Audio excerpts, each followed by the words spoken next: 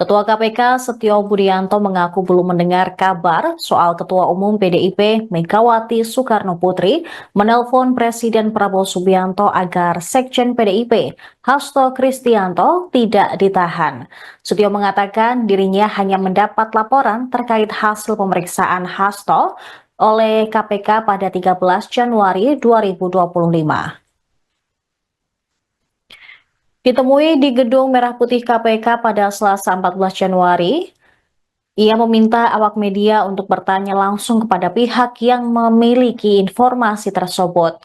Menurut Setio, KPK memang tidak memiliki rencana untuk menahan Hasto pada Senin kemarin. Pihaknya masih membutuhkan keterangan saksi-saksi sebelum nanti menahan Hasto. Sementara itu, Ketua Harian DPP Partai Gerindra, Sufmi Dasko Ahmad, juga membantah isu bahwa Hasto tidak ditahan KPK karena Megawati menghubungi Prabowo. Ia menegaskan proses hukum sepenuhnya menjadi kewenangan aparat hukum termasuk KPK. Untuk diketahui, KPK memang tidak menahan Hasto ketika ia diperiksa perdana sebagai tersangka kasus suap dan perintangan penyidikan pada Senin kemarin. Usai menjalani pemeriksaan selama 3,5 jam, Hasto masih dibiarkan bebas oleh KPK.